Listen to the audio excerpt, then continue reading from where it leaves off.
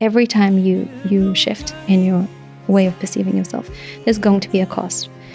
And the more you get used to this, the flow of life of things coming and going, the quicker you move through those thresholds, the more easily you're ready to let them go. In the beginning, we become very, very attached to them.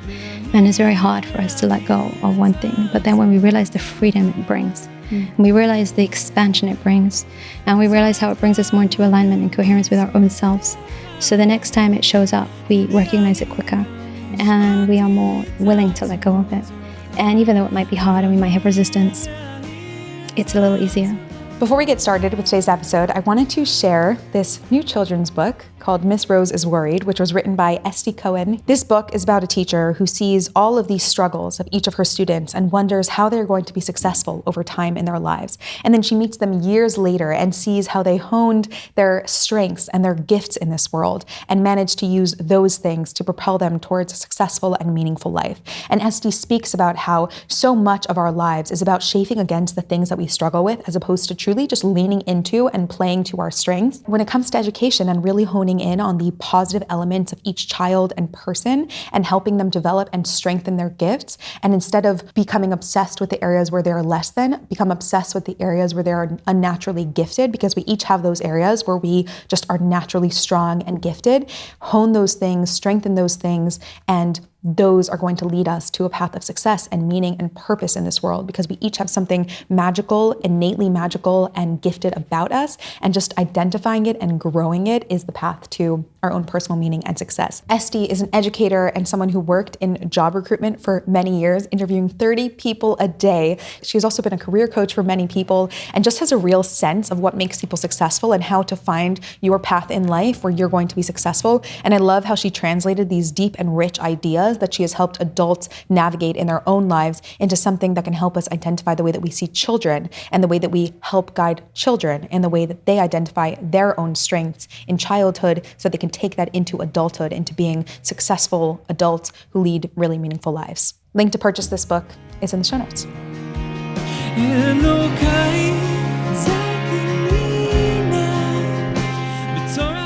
Hi there, I'm Tanya and you are listening to Human and Holy.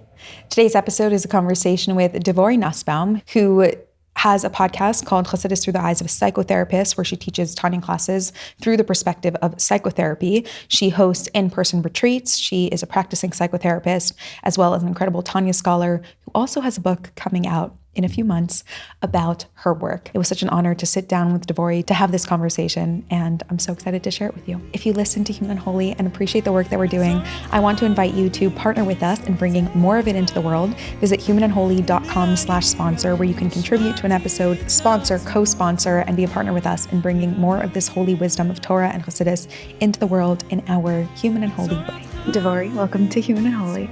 I'm so excited to have you here. Welcome. I'm so excited to be here. It's so exciting. Like, I'm just going to be smiling all night. That's what I'm going to be doing. Yeah. I'm really excited.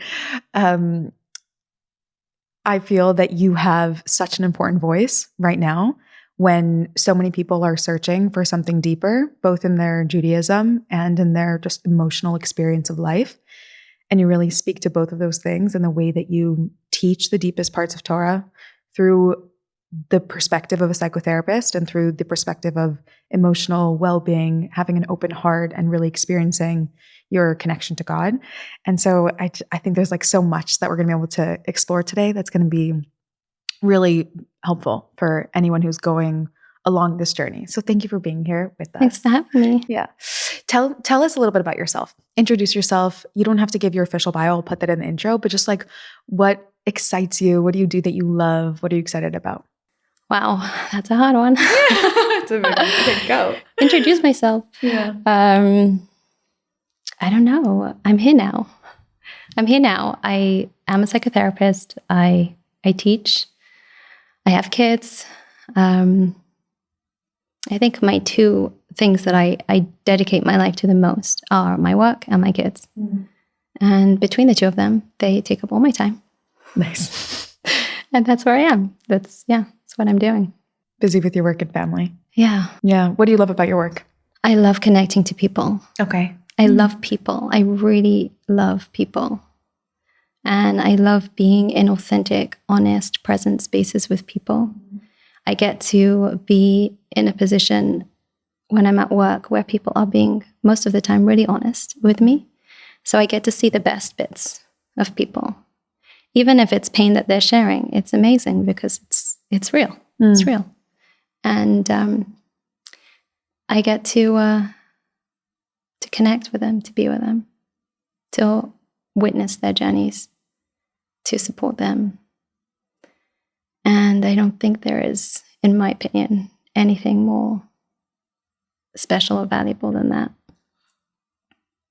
So I pinch myself every day that I get to do such a cool job. Yeah. I love it. Wow. I love it. I love how you said that even when it's pain, it's real. And we live in a world where that's not so common, that we get to really access people in that way. Yeah. A lot of times people walk around the world with masks. Yeah. They're like tailoring their responses or what they're doing or saying to what they think they need to do. And what's going on under the surface isn't always so evident, but yeah, I get to see people at their finest. At their truest. At their truest. Yeah. And then you also teach these incredible Tanya classes. You mentioned to me that you teach 6 Tanya classes a week right now. Yeah. And also in those classes, people ask their most honest questions. Yeah. Beautiful questions. Amazing, like real questions about real life and real people who really care and are trying to figure out how to make sense of things, make sense of themselves and God and the world and what are we doing here and how do we do it, and in a way that is also not beyond us, something that's very possible and very grounded, and also that takes us beyond ourselves at the same time. So it's the holding the tension of opposites, being here, being exactly where we are right now and the reality of things, and also growing. So beautiful. Can you tell us, I love how you described that. I feel like that actually describes Chassidus so beautifully in the experience of studying Torah. You are so engaged in teaching Chassidus in a very unique way. I would love if you could zoom out from your perspective. What would you say is the essence of Chassidus in the way that it relates to the human being? So I can answer you that question on Tanya. I can't talk about the full spectrum of Chassidus because there's just so much there. I don't think I can put it into a few sentences. Even Tanya, I don't think I could. But I do focus a lot on Tanya because I find it as my number one map and reference point for the human psyche. Yeah. And it's literally my go-to, like what's it like when doctors have like their reference book, so it's like my go-to reference book when I'm working with a client, because I really feel that what the Alter Rebbe is saying there, and it's not necessarily taught this way, unfortunately, but what I hear when I read the pages of Tanya as the Alter Rebbe is really giving us a map to how to really be present with who we are, and also know what our next step and our next opportunity for growth is at the same time, and to eliminate all judgment, all shame, blame, and guilt. Even though for some, when they read the Tanya, they do feel a lot of shame and judgment, I think that it's a lot to do with taking things out of context. So, for example, in the first paragraph of Tanya, the Alter Rebbe says that he asks a question on a person. He says a person should not consider themselves to be a Rasha. He says, don't be a Rasha in your own eyes, in Pirkei Avos, right? So why does it say in the oath, be in your own eyes like a Rasha? Because if a person considers themselves to be a Rasha, they'll become depressed, they'll become sad. And he literally says this is, in the first paragraph, that this is not the point to become depressed and sad. It obviously can't be what the Alter Rebbe means. And yet so many people read Tanya and they come out feeling like, okay, I'm a Rasha, so I'm done. It's down about themselves. Yeah. And so it's literally addressed like in the first paragraph. And there's so many different points where, for example, the Alter Rebbe says, one point in Tanya, any person at any time can be a Beinoni. And another point in Tanya, he said, a Beinoni has never sinned in their entire life. So again, if you take that out of context, it can be very like, okay, a Beinoni has never sinned in their entire life. Clearly, this isn't a book for me. Close. Yeah. Right? But what is he saying is really that the moment a person does teshuva, they're actually a completely new person. So you can be in a consciousness where you have never sinned and you never will sin, right? You can shift into that state of consciousness at any given moment, and we can. And what does that mean? So there's so much that he is addressing to help people come into a state of choice. I think a main theme in Tanya is bechira. You don't have choice over your subconscious thoughts and desires, your animal soul, your need for control, your fear, your survival instinct, but you have choice over how you consciously think, speak, and act. And so many times people are trying to change their subconscious with so much energy and so much power and so much disappointment, right? But they haven't got to where they want to go. And they're still struggling with these thoughts and belief systems. And there's this deep desire or this false belief that I can live a life without struggle, without internal contradictions. And the Alter Rebbe says, no, maybe not. Maybe yes, maybe not. But that's not the point. Right now, in this moment, you can create connections, unifications between parts of yourself, between you and God. And connection is the point in this moment. And so instead of looking for permanent change, for something to permanently shift, look at how in this moment you can connect. And that is a game changer. So working with false belief systems is a huge part of the work that I do in helping people to clarify and come into being in reality, being realistic with themselves. And the more realistic we are, the more, I think stress is the space between where we think we should be and where we are. Even though we can always hold vision of which direction we're going, the more we presence ourselves with where we really, really are, and we connect from that place, the more we can actually take our next step. But if I think I'm supposed to be here and I'm actually here, I spend all the time being disappointed with myself and shaming myself and shoulding myself because I'm not there, and I'm not even focusing on what I can do here and the value in that and the beauty in that and the opportunities for connection in that. And so, yeah, that's all mapped out so beautifully in Tanya. So it's not a few sentences, but I love how you describe the antidote to experiencing this desire to be in a perfect state or to be transformed, being connecting in this moment to Hashem. Yeah. When someone feels blocked to that connection, how can you begin to... You presence yourself with a block. With a what? With a block. You start with presencing yourself with a block. With the block. Yeah. Yeah, okay. So wherever you are, you can connect. So if you're feeling numb, connect with your numbness. Sit with it. Notice where you feel it in your body. Get curious, if it had a voice, what would it say? What is it protecting you from? Talk to God about it.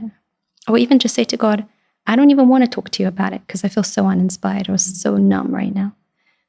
It's honesty and presence that open the heart.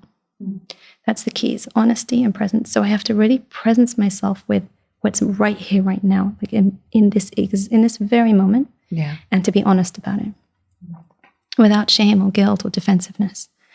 That's what unlocks it. Wow, that was a truth bomb.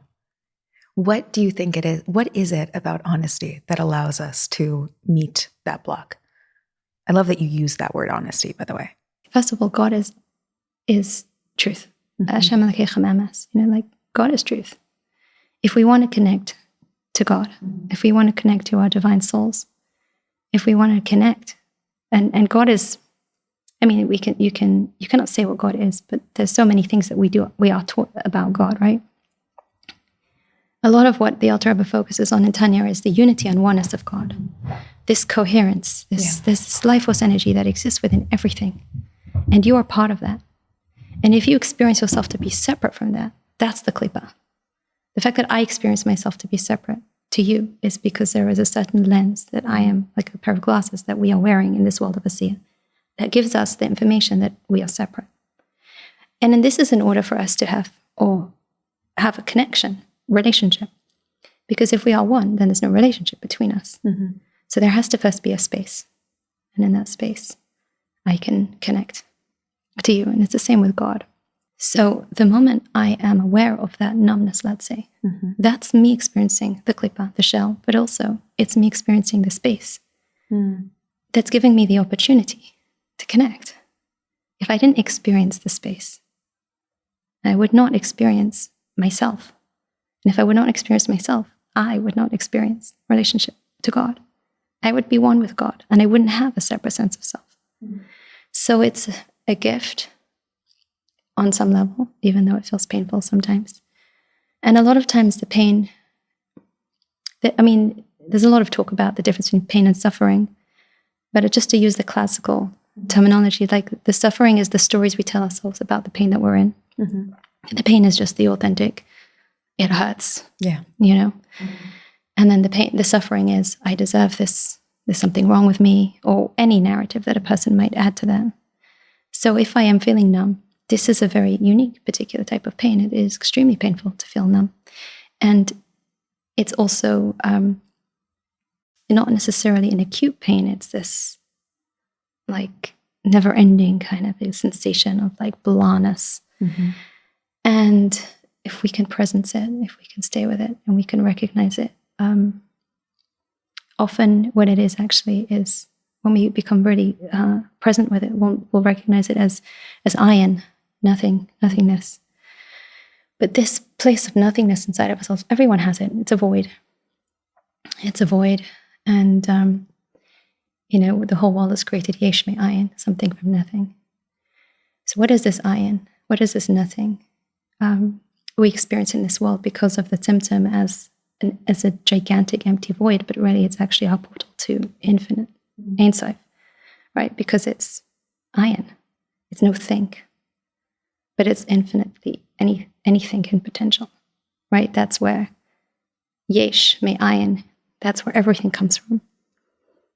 Ein Sof.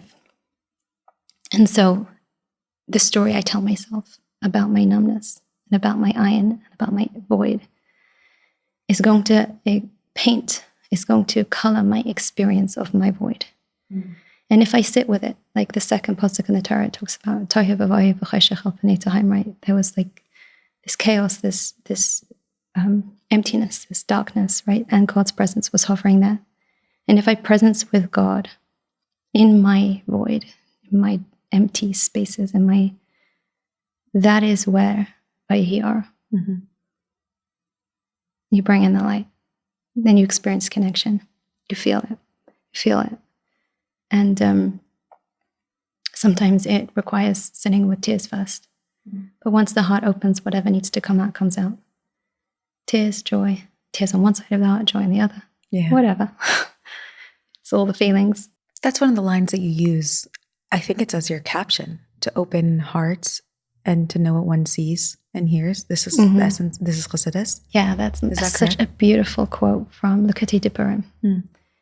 And I believe it was the Tzemach Tzedek who asked the Alter Rebbe what, I may have this wrong, but I believe that is the case. It's in Lukati Devarim, the first book, I think, where the Tzemach Tzedek asks the Alter Rebbe, what is the point of Chassidus? And he says, to open hearts, to see and know what one sees. I think that's a very, very deep thing to meditate on, what that means. What does that mean to you? To really see through to really understand this, like the klippa consciousness and what it is that we are actually looking at, and that it's not actually,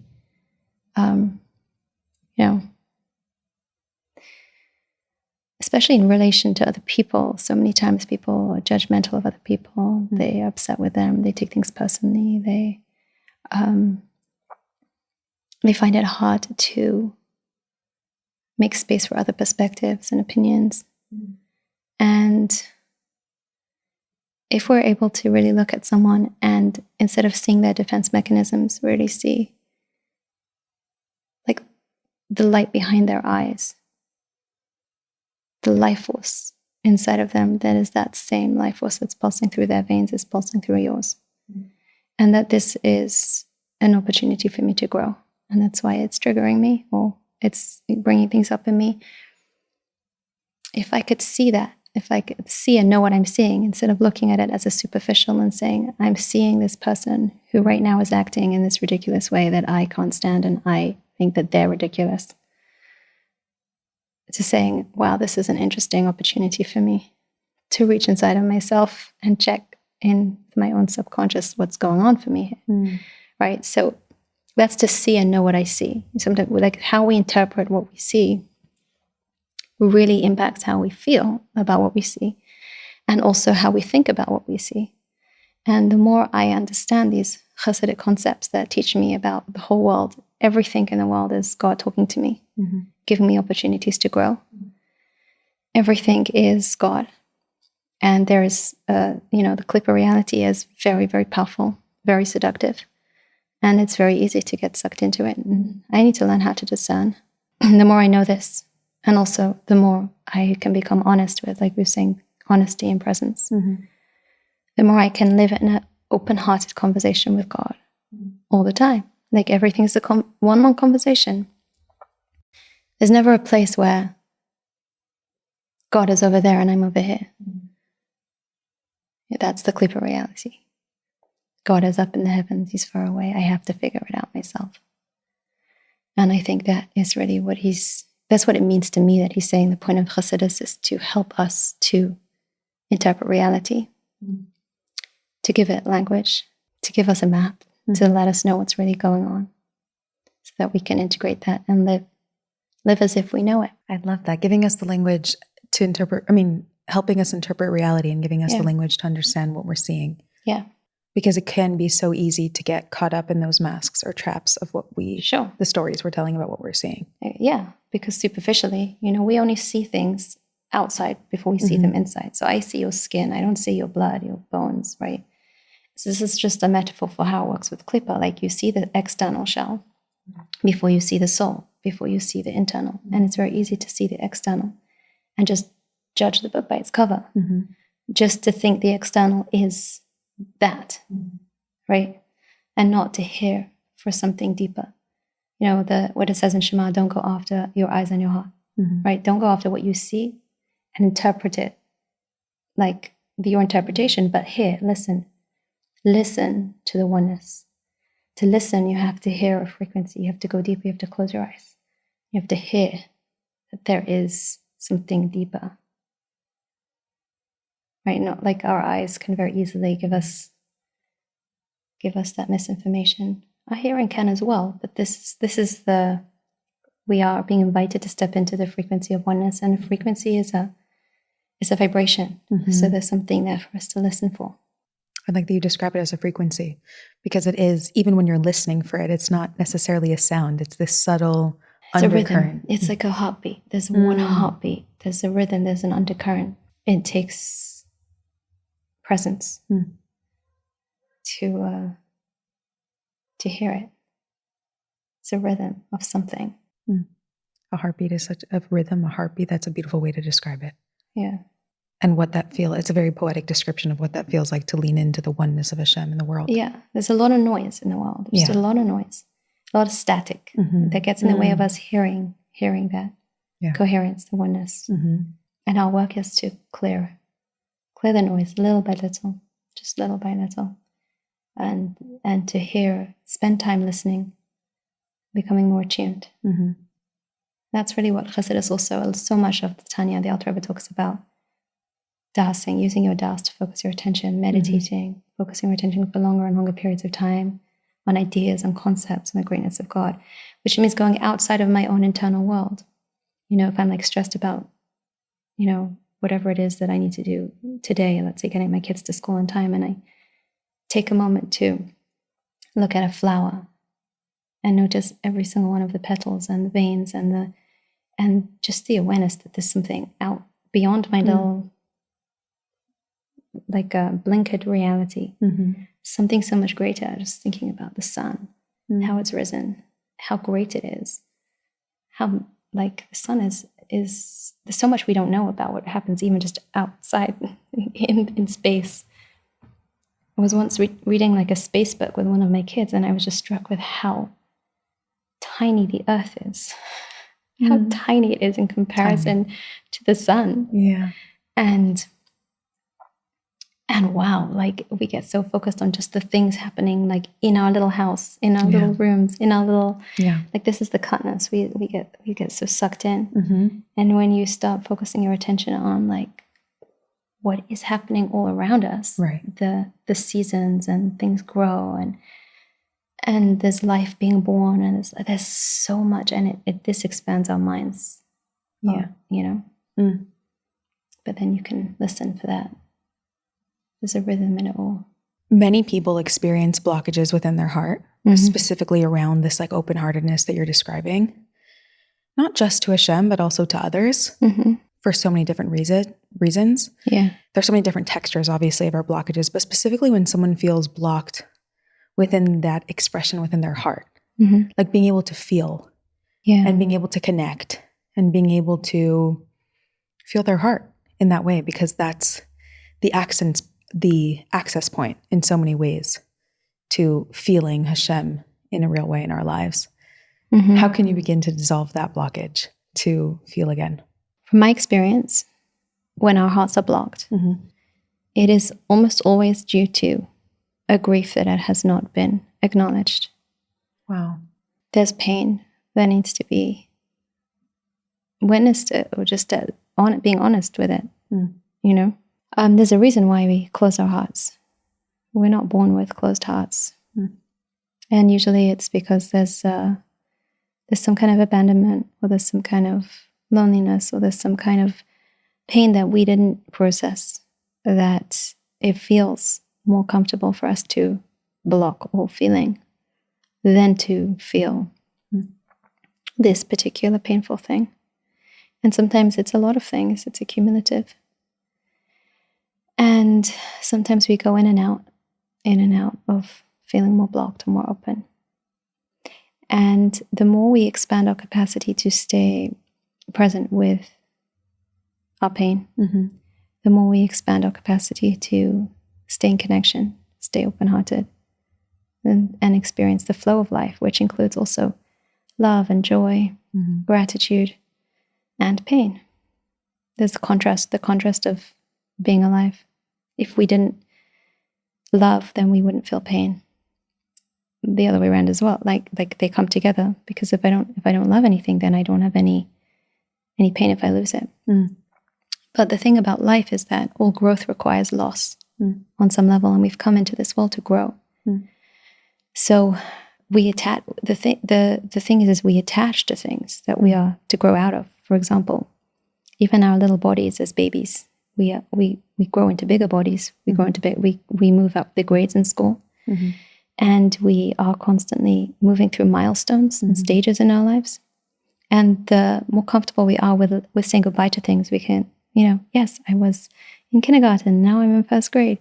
But if I become very attached to my kindergarten teacher, and I become very attached to my kindergarten toys, and I'm very scared of moving into my first grade. So this is where I am finding it hard to go with the flow of life. And this is where the pain, the ruptures, the attachment stuff comes in, right? Because we become attached to things. Well, everyone has their own journey of learning how to attach to things, and also how to say goodbye to things, and how to go through the flow, the coming and going of things, of life, loving things when they're there, and also allowing for them to move on when they need to. Stages of life, relationships, people. Everything. Identities. A flower. Right? Everything. Yeah. We could also say, well, I'm not going to appreciate anything because it's too painful for me to say goodbye.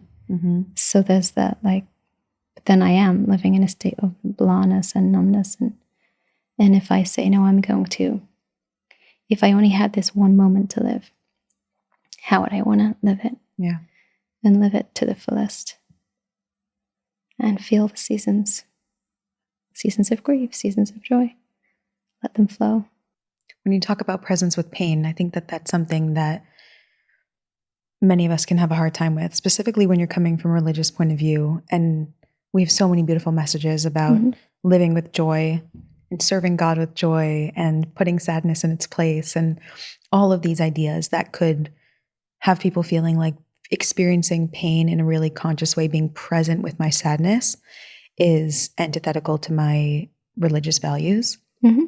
What would you say to that feeling? So the Alter Rebbe talks about this in Tanya. He talks about the difference between Atzvus and Mirurus. I translate Mirurus as grief. It's the bitterness of like the pain, whereas Atzvus is that depression, it's the deadness, it's the numbness. And I think that the difference between them is that Atzvus comes with a story, like I'm bad, right? This is what he says, like, you know, it needs to be, that story needs to be neutralized, needs to be crushed. Like you're not better or worse. Like the arrogance, he talks about the ego, right? This, I'm better than anyone, I'm worse than anyone. You're a human being, you've come into the world, you have an animal soul and a divine soul, you have opportunities for growth. This is who you are, accepting reality and also recognizing there's so much opportunities. He talks about this idea of needing to go through the Mirurus in order to come to the joy is a necessary step, right? We have to go to move from Atzvus into Mirurus. We have to give ourselves a reality check, right? We have to bring ourselves back into neutral. And then we can sit with the pain of, yeah, I've made mistakes. Yeah, I'm human. And yeah, it doesn't make me worse or better than anyone else. And yeah, I can connect to God right now in this moment. Isn't that amazing? As a human being who is fallible and who has made many mistakes, there's so much opportunity available to me. And all the struggles that I'm experiencing in life don't make me worse or better than anyone else. And just because someone else is struggling, like, you know, it doesn't, you know, the chapter on not judging other people, not making myself better or worse than them, seeing other people for who they are, like a divine soul, chapter 32.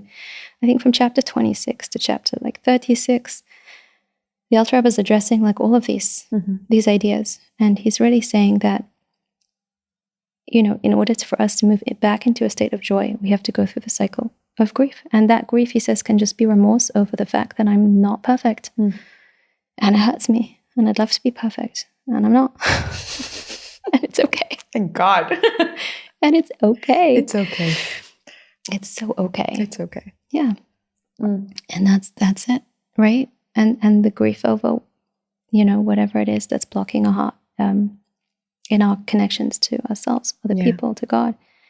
So yes, he's saying, and then he says that Mirurus is a means to an end, and it's part of the process. Atzvus, the pain that we experience because we're stuck in a story, can go on and on forever. Yeah, and there is no value in wallowing in that, really, as far as growth goes. And sometimes we get stuck, then we don't know how to get out. So it's no one's fault that you're there. However, there is no, like, it can just keep going. And so the work would be to presence with that, recognize that I'm resisting moving into Mirurus because I actually don't necessarily, maybe I don't have the capacity to actually feel my pain and to presence myself with the truth, like with honesty here. And I may need support for that. Expanding my nervous system capacity to be present, and also to recognize that all that is required of us is to do our very next step, whatever that is. And that we only have to open up an eye of a needle. God will take us the rest of the way. So wherever we are, there's a reason why we're there. And even just if I find myself in a state of numbness and I say, I'm here, God, and the best that I can do is to talk to you from this place of numbness right now. And to say, God, help me. But if I don't even want to ask God for help, I can say, God, can you help me want to ask you for help, please? And if I don't want to do that, I can say, God, can you help me want to help me, well, I don't know, whatever, one step before that, help me want to ask you for help, whatever that looks like, right? Yeah. And you just keep going back. You find the place where you actually are. Where you actually are. Where you actually are. And that's where you ask for help from. That's what the key is. And if you find you're asking for help and your heart is not opening, then you're not actually, take a step back. Yeah. Just take a step back. Ask for help from where you actually are. From where you actually are. That's the absolute key. Because if I think I'm supposed to be talking, okay, I'm supposed to be talking to God now, I'm supposed to be asking for help, and I'm doing it, and I'm not feeling anything, because that's not honest, No. right? So we gotta take some steps back. Oh, I think you express that honesty so often. We ask from where we want to be, Yeah, and then we wonder why it's not entering our hearts. right. And that depiction of like one step back, until you're like, oh, this is where I actually am, honestly. Yes, exactly. Oh, wow. Yeah. It really makes me think about how much of our blockage is about not being able to handle the honesty of where we are. Yeah. Mm-hmm. And this is where the Alter Rebbe talks about the concept of arrogance, because really, what is arrogance? Arrogance is anytime it's like a distorted mirror. Mm-hmm. Anytime we're either exaggerating or minimizing something. So I'm not being honest. Arrogance and honesty are opposites. Mm-hmm. The reason why I say that is because usually we put humility as opposite to arrogance, right? Mm-hmm. But the definition of humility in the Torah is honesty. In Chassidus, the definition of humility is honesty, right? That's why Moshe was able to write in the Torah, Moshe Rabbeinu was the humblest man who ever lived. If you were going to say that humility was, or arrogance was saying the good things about yourself, right? Then how would Moshe be able to write in the Torah that he was the humblest man who ever lived, right? It's like you would say that's the exact, it's like so hypocritical. Yeah. But actually he was the humblest man who ever lived. And that's why it was actually very honest and true and humble of him to actually write that in the Torah, right? So anytime we need to exaggerate or minimize something, it's when we're coming from that state of like our survival instinct that's trying to control and manage and manipulate things. Honesty is just saying it as it is. And if it's true, it's true. And if it's not true, it's not true. So in this scenario, Moshe was the humblest man who ever lived, and he was being honest, right? So with ourselves as well, there are times where we minimize it. I'm worthless. I'm disgusting. We have a lot of messaging like that. And then also there are people who have messaging of I'm better than anyone. Yeah. And both are the two sides of one spectrum. Both of them are distorted mirrors. Neither of them are true, right? The truth is that we are all one with like chelak alakam imal. Mamash, there's no price or label you can put on a human being. In fact, we are forbidden to make an image of God. And we are created in the image of God, which means that we are imageless, just like God, like infinite potential. The minute I put myself into a box, put a label on myself, define myself, then I'm already distorting something, right? So I can say I'm either in the flow where my divine soul is consciously speaking, thinking, and acting through me, or I'm in a state of fear and survival. My animal soul is running, my body is in the driver's seat, and I am living with the particular lens or stories that it has created or developed in order to keep me safe and in control. Small, safe, and in control. So the animal soul wants to keep us, right? Such a good line. Small, safe, and in control. Small, safe, and in control, right? Yeah. Unless my animal soul's messaging is that actually you have to be bigger than anybody else, right? Sometimes people have that as well. Like you have to make sure that you're, the center of attention. So either one of those are defensive, because then I feel I'm like special. I'm somebody because I have that. But again, it's really, we all struggle with both of those. Like we all have a survival instinct, and we all have the possibility of aligning with divine flow, allowing it to flow through us. But when divine flow, when my divine soul is acting through me, it's like, it's God. All success is Hashem's. So if I am successful at something, it's like, thank you, God, for giving me I'm so grateful that I had the opportunity to bring this success into the world. And when I fail at something, it's like, okay, God, show me what it is you want me to learn. What's my next step? But there's no story about what it means about me, right? That's what it means about, in Tanya, when it talks about the divine soul is surrendered to God. It doesn't have its own identity. It's like, God, I just want to be your shliach, like your channel in this world. So help me to do that. And so it's not making a story, right? So, and we have moments where we can align with that, and then moments when we fall back. And this is the whole dance of Tanya. Like, what do you do when you fall? And pick yourself up, keep going. Just honestly, yes, God, I fell. I'm sorry. Help me. wherever that is. Learning to see ourselves more honestly, or to see ourselves for who we are without those, either, as you said, those exaggerations or those minimizations, can be challenging when we have latched onto those identities to Absolutely build our lives. Yes. So how, when you are, what does it mean to you to live from your divine soul, that you have no sense of personal identity that you're attached to? What does it mean to truly be in flow? Because for some, even the honest expression of their gifts feels like an exaggeration. And for some, being really put down and minimized feels comfortable and like they deserve it. So usually when we're living either in the exaggerated or minimized space, we feel like that's honest and that's where we belong and that's our soul space. Yeah, it's a great question.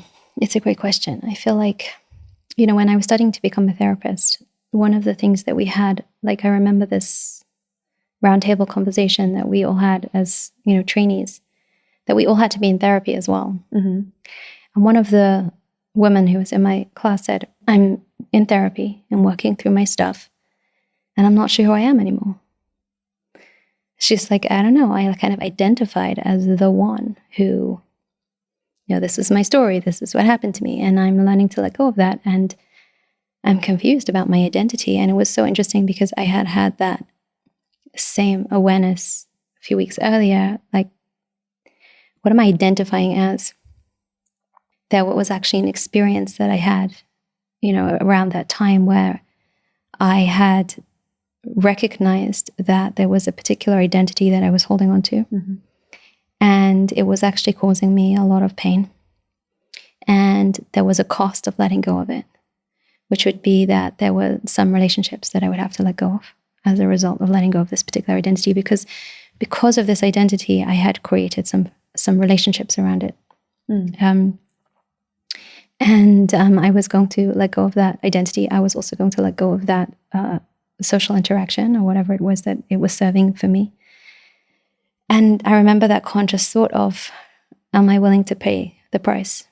And the answer was yes, because it felt to me like I was paying, like the analogy came through to me as like money, and in England we have pounds, right? So I was paying £100 for a £5 note. Like that's what it felt like by holding on to the identity. Like I had opportunities to expand, but holding on to something that was keeping me there.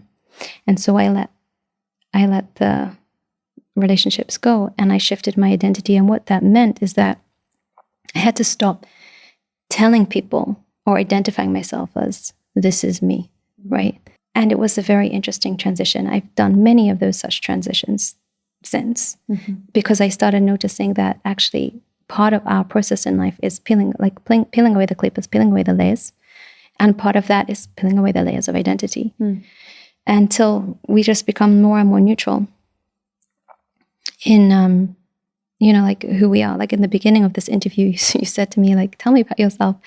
And I was like finding it hard to answer that question because there's so many things about my life that I engage with. However, I don't identify with them so much. And so it's like, you know, it's an interesting, it's like, I don't know, what do I say? You know, like I could say like, I'm here now. This is great. But this is a process that after some time of getting used to this process of recognizing those identities, choosing to release them, grieving the loss of what you're losing, whatever that might be, in every threshold, like we were saying about the flow of life, things coming and going. Every time you shift in your way of perceiving yourself, there's going to be a cost. And the more you get used to the flow of life of things coming and going, the quicker you move through those thresholds, the more easily you're ready to let them go. In the beginning, we become very, very attached to them. And it's very hard for us to let go of one thing. But then when we realize the freedom it brings, and we realize the expansion it brings, and we realize how it brings us more into alignment and coherence with our own selves. So the next time it shows up, we recognize it quicker, and we are more willing to let go of it. And even though it might be hard and we might have resistance, it's a little easier. And the next time it gets easier. The next time you're like, show me where it is, girl. I'm jumping. I'm jumping off the next cliff that comes my way. I'm like, you're looking for cliffs to jump off of at this point. Yeah. It's like great, you know. So it's just a process that we go through. Well, something that's coming to mind hearing what you're saying is, how do we prevent ourselves from trading in our mask for another one? Trading in one identity for another one and thinking that we're achieving some type of freedom, but we're really just attaching ourselves to something else and not really setting ourselves free, but instead. So I would say that one of the best ways technically to notice these identities is to notice the judgments that you're making on yourself and others. Yeah. Right? And every time you notice a judgment, to neutralize it in your mind by just acknowledging interesting perspective, like have that thought. So like, oh, I'm such an idiot. Interesting perspective. Or like, whatever it is, right? After some time of doing that, you start becoming aware of like what it feels to be neutral about things. You just have like a glimpse of it, even if it's just a tiny little window. And then you can start also, again, the judgments you're making yourself, judgments you're making on others. You start becoming aware of what is that neutral energy, right? And that neutral energy is neither minimizing or maximizing, basically. Okay. So it's neither minimizing or maximizing your your perception of self. And then you become more grounded in the present, just more grounded in the present. What am I doing now? What am I? And instead of spending your life in stories about yourself, you just become more and more just, I'm here now. This is what I'm doing. It does require, however, body awareness in order to do this, right? Because when you're going to be shifting an identity or shifting anything or letting go of anything, it's going to be terrifying for your animal soul, right? The animal soul wants us to stay small, safe, and in control. And so if I'm going to change something, then I'm not safe anymore. I'm also not small anymore if I am letting go of something that's going to expand my energy field. And I'm also not in control anymore because those identities were keeping me in some kind of control. So I'm going to feel anxious. It's not going to feel good. It's not going to feel good. I need to have some kind of tools, some kind of awareness of how to regulate my nervous system and work with the energy that I'm feeling in my body and choose to do it anyway. So it's like facing the fear of jumping off the cliff and jumping anyway. And I can only do that if I have some kind of body awareness and I'm working with my body and not against it.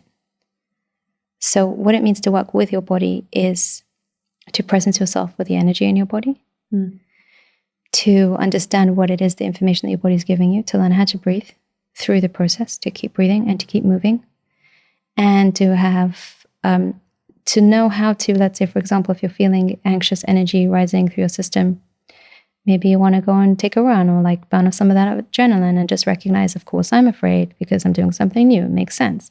Like not to make it a story of like, oh, there's something wrong with me because I'm feeling anxious. Of course you're feeling anxious. Go for a run, take a shower. You'll feel fine soon after a while, you know. And learning how to breathe into your belly is really important because our ground, like our home, the home for our soul is our body. The whole concept of Dira B'Tachtonim is God wanted a home in this physical world. And every person is a whole world. And the microcosm of Dira B'Tachtonim is your soul feeling at home in your body. Your divine soul feeling at home in your body. And in order for us to feel at home, what does it mean to feel at home? Is to feel at peace, is to feel safe, right? And so for our soul to feel at home in our body means that like actually like in our pelvis, like in our deepest parts, like B'Tachtonim, right? We are sitting back inside of ourselves, like in leaning against our spines, breathing deeper. We're at home inside of our bodies, right? Because if I'm like up here on the top of my chest, leaning forward, so I'm not at home in my body, steady, right? Yeah. No, and my body is like my tree trunk and my roots. And if I am going to be facing a storm, which is so much like there's so much static in the world and there's so much like opposition and resistance and the clipper energy is very, very strong. I need strong roots and I need a strong trunk. I need to know how to ground myself. I need to know how to feel feelings and allow them to move through my body and not and like ride the waves on a very visceral level. And so that is going to always be my anchor to enable me, give me the capacity to take these kind of risks. I think that's very helpful and a very grounded way of reflecting on how we could practically like move ourselves through that experience of fear that we have when we are shedding an identity or moving into a new space or testing our limits in a positive way. Yeah. It's terrifying. And I also loved how you said, I'm here right now. I'm doing this right now. I think that's such a great way of looking at our work, whatever it is that we're doing. Yeah. Whatever identities we find ourselves in, because we inhabit so many, our work, our motherhood, our friendship, whatever it is, like I'm here right now and I'm doing this right now. I don't have to attach it. I don't know if it's, I'm sometimes like not concerned about within my own self. It's like, can I value and celebrate this if I only exist as like a self-contained present flow state thing that doesn't get to spill over into something that I can like take home with me and like fall asleep with. So the thing is that you do get to take something home with you and fall asleep with every single day, every single moment. That is your connection to God, right? There is, when a person feels an open-hearted state and that flow and that connection where they actually feel an embodied sense of God's presence, which is actually what Emunah is, the definition of Emunah according to the Alter Rebbe, right? He talks about this. Then that comes with you everywhere. And then everything else is just one of the ways you express that in this moment, right? And so there's this, once it's the difference between running on a battery life or being plugged into the generator. When I'm running on a battery life, there's this scarcity. That means I need to hold on to it. And the animal soul is focused on past and future. How am I going to keep myself safe and steady? But if you're plugged into the generator, you don't need to worry about that, right? You can just be here now and be in the flow and the joy and the presence of life. Now, of course, this is we slowly through practice can become more and more this way. This isn't just you turn on a switch and then you're like this, right? It starts with choosing to presence yourself with a blade of grass, choosing to presence yourself with the sun shining on your face, choosing to presence yourself with anything. You're washing the dishes. What does the water feel like on your hands right now? Right? You could be thinking about all the things you need to do and where you need to go and what's happening next and this issue that you had with your kid and that issue that you had at work. You could be focused on that, which means that you're not here right now. Right? You're just trying to manage things. Or you can say, I'm presencing myself right now with the dishes that I'm washing. I'm feeling the warmth of the water. I'm feeling the hardness of the dishes. I'm noticing the experience of what's happening in my hands. Now, it's very hard to do that in the beginning because our minds want to just run ahead, right?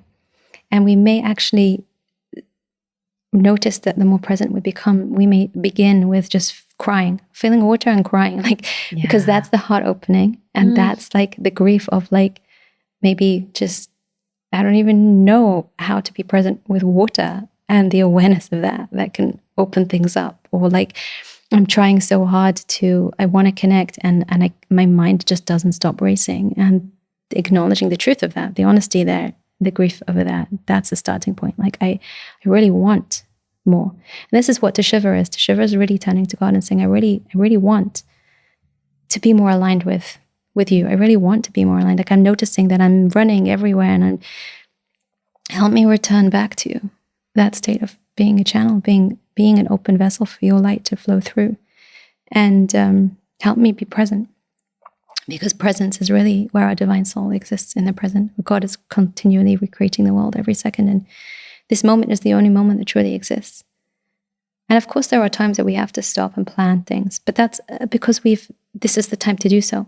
But it's the continual rumination and thought processes that take us out of the present moment. And then when we're not thinking about something stressful we have to do, we're scrolling or we're doing like things to distract ourselves, entertainment, things like that, to get us out, because we just don't know how to be present. Yeah. Because the present moment is often very painful if we're not used to being in it to start with. That's the first layer. And after some time of allowing the grief to flow, you'll also feel the light, the beauty, the joy, and everything. Everything exists in the present, in the honesty and the presence of the moment. That depiction of, starting to pay attention to the water pouring on your hands and just the response being just tears. And I think that because we are also running so much in life from one thing to the next, so numb, and it can be hard sometimes to feel through the daily. I actually had a very similar experience where walking is like such a huge practice for me and getting in touch with the present moment. And one week was just like a very busy week, just very packed with like so many things I had to do, or so it felt, and little kids and running to and fro. And I like stepped out of my house and just started walking. Within 3 steps, tears. Yep. That's your body beginning to regulate, bringing you back into the moment. Sure. Every time we start coming back into coherence with ourselves, we're going to start feeling something, and the tears will come. And that's perfect. That's just what needs to happen. As long as we just allow, we don't get in the way. Like, what's wrong with me? Why am I crying? No, nothing's wrong with you. My question is how can we bring that into the day, into the experience, into like when we are in a more rushed or intense or packed season of life, or even just a week or a day, that we could experience that presence throughout the busyness or the rush. If someone like has that when they're cooking for Shabbos, or if they have a fast-paced job, how can you regulate, stay grounded in that present state to really You can't do it consistently. Okay. But you can choose and make a commitment to yourself that once a day, you're going to look into your baby's eyes and just feel the softness of their skin and smile and be fully present with them and their cuteness, and notice every inch and detail of their face and just marvel in it, right? Because a lot of times we're just busy, like as moms, like changing nappies, making dinner, doing stuff. You're holding the kid on your hip, and and they're the cutest thing in the whole wide world. But like, you only remember that when they're sleeping at night. And you're able to be present with yourself. Yeah, exactly. And you like look at them and they're in their bed sleeping, and you're like, oh, they're so cute, right? But how many times do you actually do that whilst they're awake, whilst they're present with you? And if you could just make a commitment to yourself to do that once a day for 1 minute to start with, this will change your life. Once a day, 1 minute. And it doesn't have to be a kid. It could be the sun shining on your face. It could be a flower. It could be your body. It could be something as you're showering, you become present with the water and the sensation of the water hitting your body.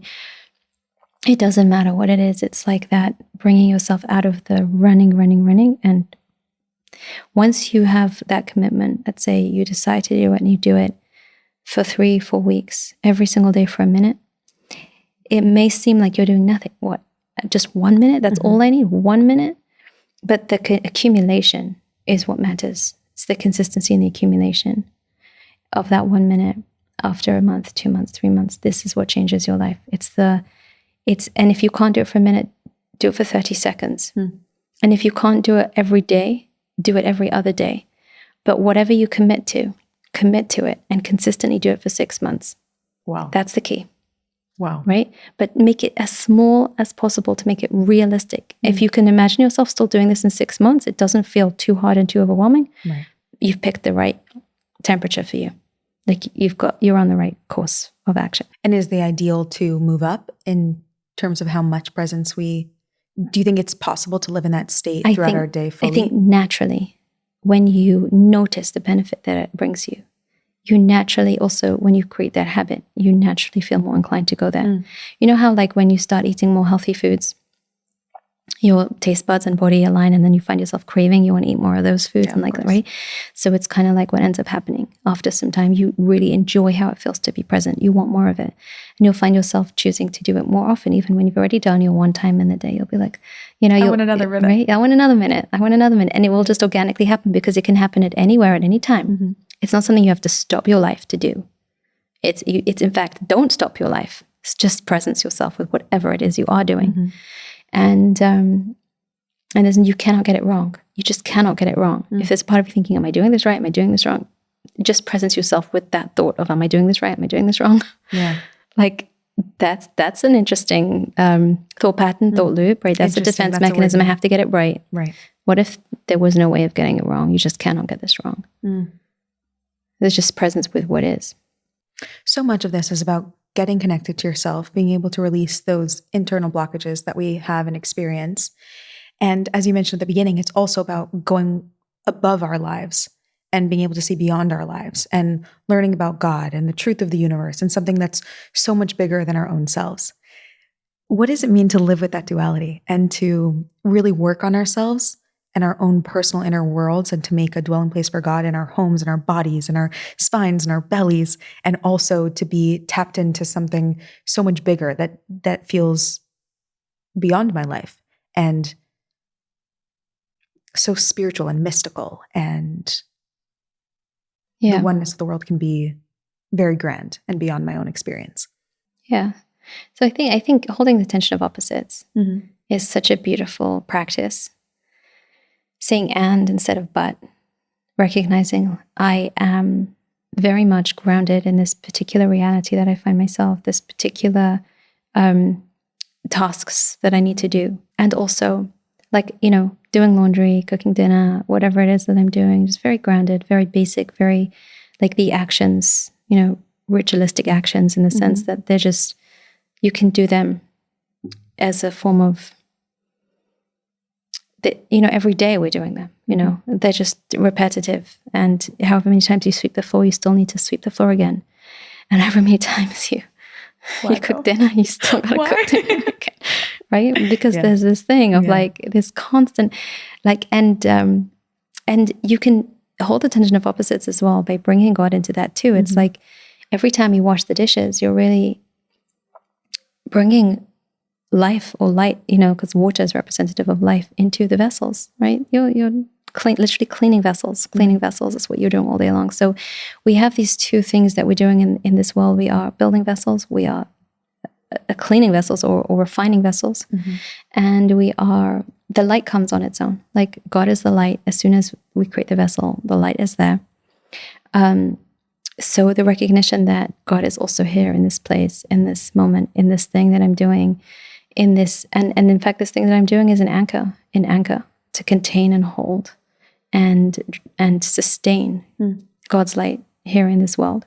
And also I have been given the gifts of a chabad, a mind, chachma, a bina, and das. These are three powers of my mind where I can actually learn Torah, which is God speaking to me.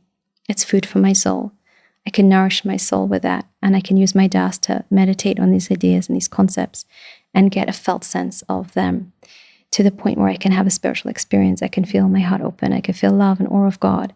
I can feel emunah. I can feel trust. I can feel God's presence through my meditation, through my presencing myself with this. And I can do this all at the same time. It's like I don't have to choose one or the other. And if sometimes we go through phases where sometimes we have more time to learn, to study, to pray, and those things can fill us up.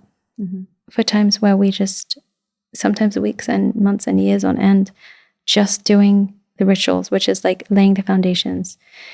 One of the beautiful things that the Alter Rebbe says in Tanya is, he talks about what it means to do a mitzvah without kavanah.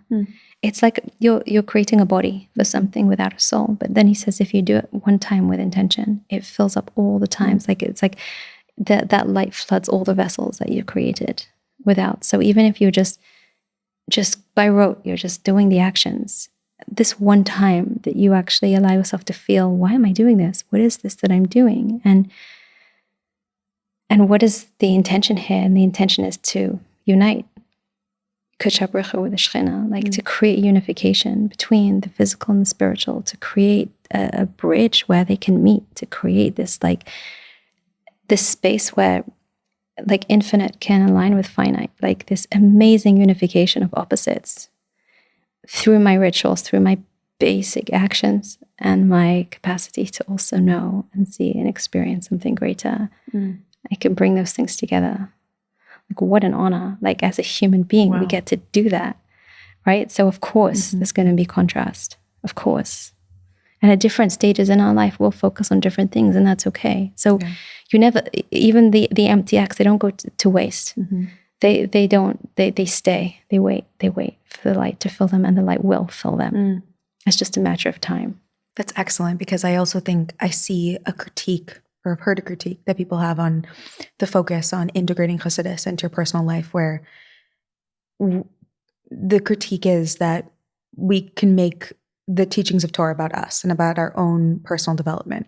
And I think you highlighted very beautifully that it can be both, that we could be creating an anchor and a ground for Hashem within our own experiences, and we can have an awareness of something beyond our own lives. And depending on what season we are in, we might be tapping into one more than the other. Sure. And that's... Sure, absolutely. And Torah is supposed to change us. Like, it's supposed to refine our animal souls. And what is this whole idea of, like, you know, all these conversations and how's Chassidus helping us is really, how is Chassidus slowly transforming my animal soul? Yeah.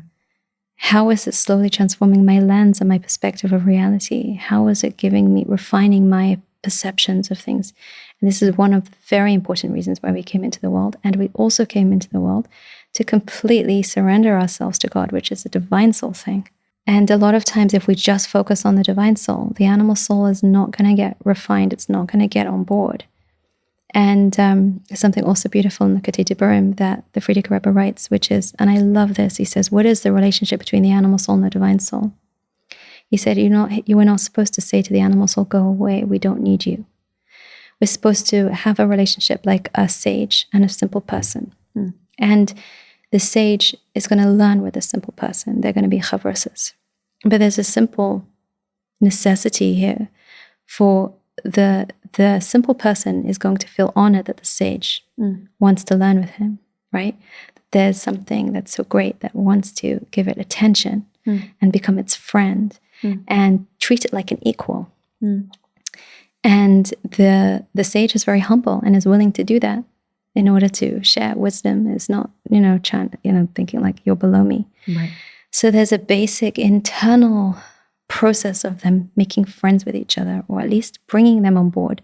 We have to humor our animal souls, get it on board. We have to get it. We have to make friends with it. We have to have internal dialogues with ourselves, not just to tell ourselves like, why can't I do this? What's wrong with me?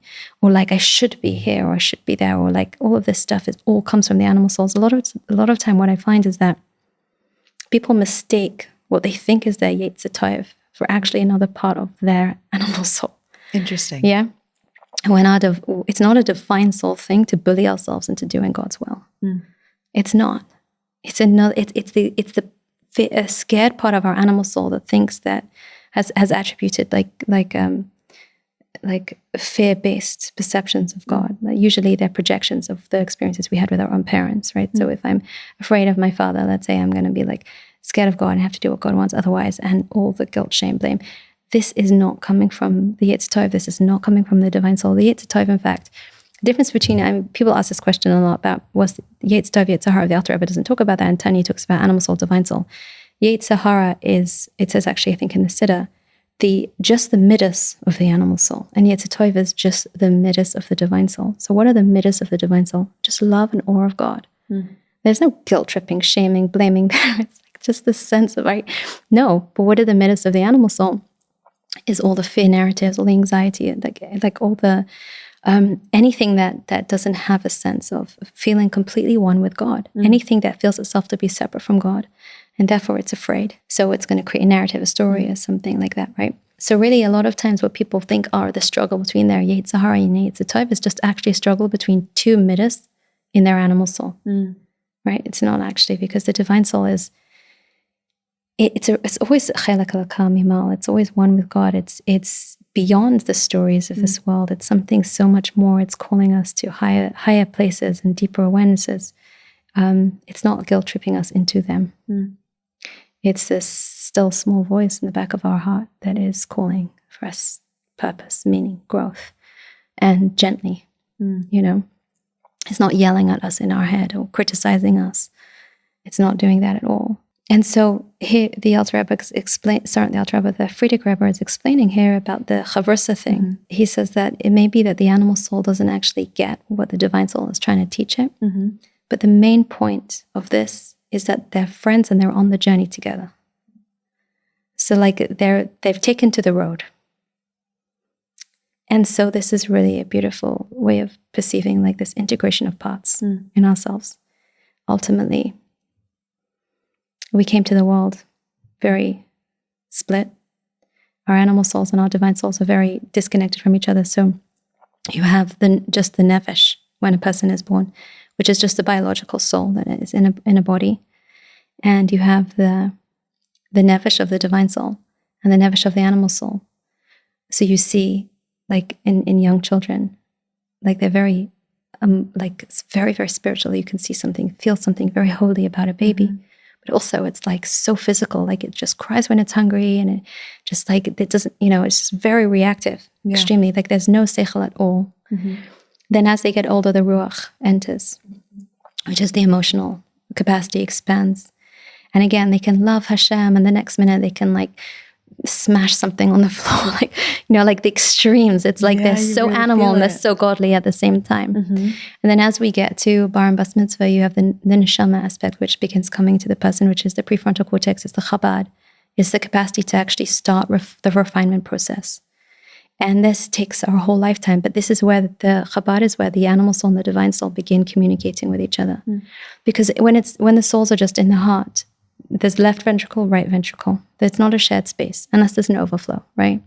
But when you go into the mind, that's a shared space. If you know something, logically, your animal soul and your divine soul both know it. And so this is where you can begin to refine the animal soul first through the chabad, and eventually that can trickle down and create a shift in the midas. And that may or may not happen throughout your lifetime. The Alter Rebbe says not everyone can transform the midas of their animal soul throughout their life. Not everyone is even sent to the world to actually accomplish this task. Mm-hmm. However, everyone can transform the chabad of their animal soul through learning Torah and through refining their thought processes, through their beliefs, letting go of belief systems and identities and things like that on a mental level. We all have the capacity to do that in our lifetimes. So do you think that the transformation primarily happens through ideas and in a headspace? I think it needs to happen on a level of nefesh, ruach, and neshama, like body, biology, emotions, and the headspace. However, permanent change is much easier and much quicker to happen in the headspace. Mm-hmm. When someone really knows something and gets them. A lot of times people say to me, like, I know this in my head, I know it, but I'm still reacting. Right? So that it does take much longer to filter down into the emotions and into the body. And it may not fully succeed in doing that throughout our lifetime, but what we can learn to do is stretch our capacity to have more and more choice, more and more bechira, by expanding our nervous system's capacity to stay in uncomfortable situations for longer periods of time. Mm. And breathing through them and being okay with them, being okay with being in the uncomfortable. And so things, for example, like cold plunges, things like that people do, what is that? You're not jumping into the cold water and holding your breath and shaking and shivering. You're learning to breathe and relax your whole body and to allow yourself to experience the cold, but in a very presencing way. And then the cold doesn't feel so cold anymore, right? And I feel like this is really what the concept of Iskafya was always meant to be. Like Iskafya is not like this, like self-deprecation that I need to when can I eat? I'm not supposed to, like, I'm fasting, and like it's not supposed to be that. It's supposed to be the sense of empowerment, of gathering my own energy and learning how to master it so that I can know how to breathe and be okay in the uncomfortable, to be okay and keep my attention focused for longer periods of time, to keep my body temperature regulated, to have more choice over how I speak and how I respond to things. So I'm not reacting to life. I'm more choosing how to respond. Mm. And the more, this is the idea of Iskafya is just pausing, mm-hmm. taking a deep breath, and then mindfully engaging. Mm. However long you pause for, it could be longer periods of time, but it's a mindful engagement rather than a reactive engagement.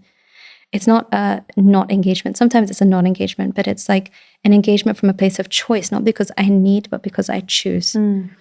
And as soon as I choose, I can be also very clear on what I actually want to engage with and what's helpful for me. And the more I practice those things, I call them nervous system regulation techniques, but the language of Chassidus is Iskafya, mm-hmm. right? Like literally that's what he's, now when I like understood this idea about the cold plunges, and I realized like that actually, I also understood it from the whole idea of recovering from like a binge eating disorder as well. Like, it wasn't that I told myself I can't eat. It was like, no, I'm going to presence myself and eat whatever I want, but with mindfulness and presence and connection. Mm. And that was what got me out of it. Because every time I told myself like, I have to go on a diet, I'm not allowed to eat, I would always binge. Like there was no space. But when I told myself you can eat whatever you want, just actually check what you do want to eat, like presence with yourself, give yourself. And I became very, very aware of actually how picky I was. And actually I didn't want to eat the stuff that I was eating. And that was the liberation for me. And then when I realized this about the cold plunges, of like actually the way you move into the cold water is not, because I was always terrified of cold water, terrified. I'm not such a big fan of cold plunges for women. I think that some women it works for, not for others, but I did try it a few times because I wanted to see what it was like for me. Anyway, I realized that the more I relaxed and the more I breathed, the less I felt the cold. And I was like, all right, that's what we're doing here. It's not about causing ourselves more distress or bullying ourselves into like more deprivation. It's about choosing to mindfully engage. This is how we stretch our nervous system capacity, so that actually our bodies, we have more and more choice. Our window for choice expands. And I think this is really what the Alter Rebbe means by the Beinoni state when he says the Beinoni is judged by both sides, which means that we hear both sides. We choose how we can respond. So I'm not just running on the animal soul impulsive reactive behavior or thoughts. I can notice the thoughts and be like, oh, right, that's my defensive thoughts, right? There's a part of me that's judging that person. I wonder why. What is it that it's really trying to tell me? What am I actually afraid of? Right. That's like redirection of a thought. You can't stop those subconscious thoughts from coming into your mind, but you can redirect them. Or you could just sit and judge them, just think, yeah, they are, whatever. Yeah. Or you could think, that's interesting. What am I afraid of? Why am I judging that? And you can become more mindful and learn something about yourself. So you're redirecting the thought. You're just taking energy and redirecting it, energy and redirecting it. Then you can do that. You can learn to do that dance. And then you don't have to be afraid of anything that does come through because it can be redirected. Exactly. Yeah. Everything can be redirected. Everything is information. God is talking to us through our thoughts. He's talking to us through experiences we have. And everything's an opportunity to grow.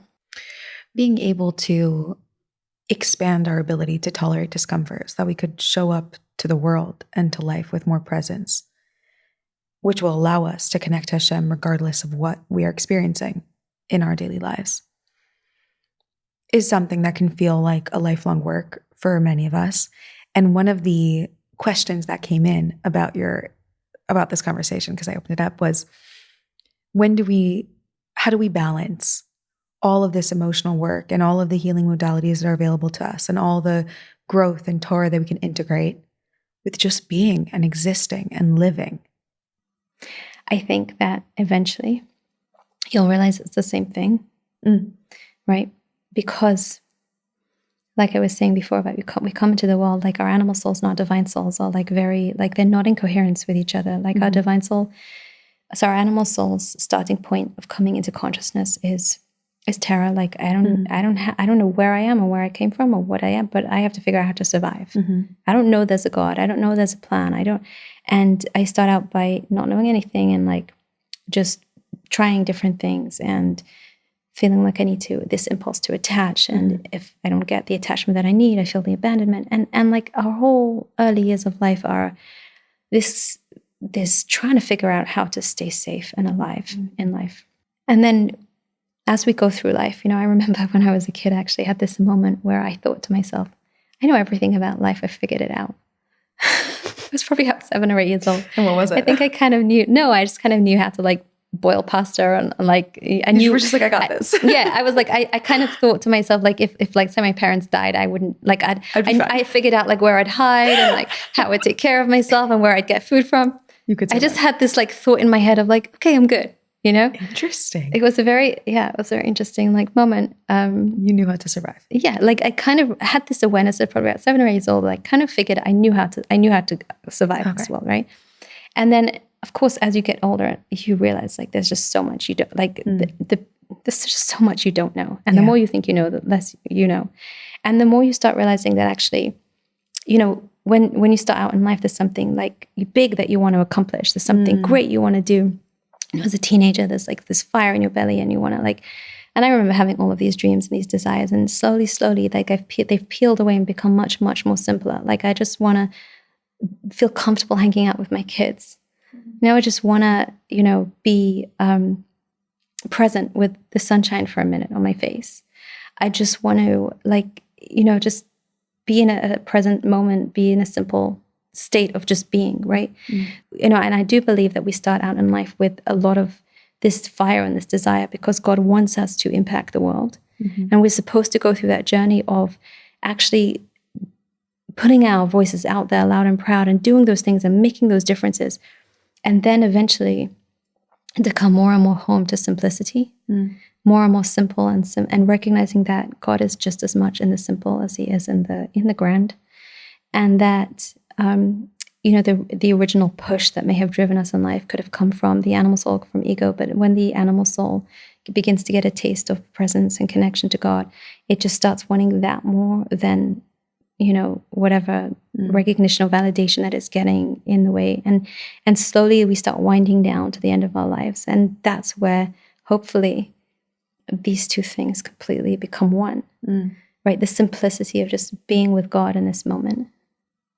Just being with God in this moment. There's nothing more I need. There's nowhere I need to go. There's nothing I need to do. And also recognizing that every single place you ever went and every single thing you ever did also had purpose to it, right? And we just like come back. We start out in one place, we go, and we come back. Come back to it. That's it. We develop all the contradictions, and then we recognize they're all just one anyway. But there's also something about the way that you talk about growth, which is gentle and feels slower and more simple. And there is some elements of self-help that feel frantic and desperate in your project that needs to be fixed, which is so different than showing up in the world to do something, to contribute, to share your voice, but to like fix yourself and to constantly be observing yourself, which is the exact opposite of being able to drop into the experience and be present. Right.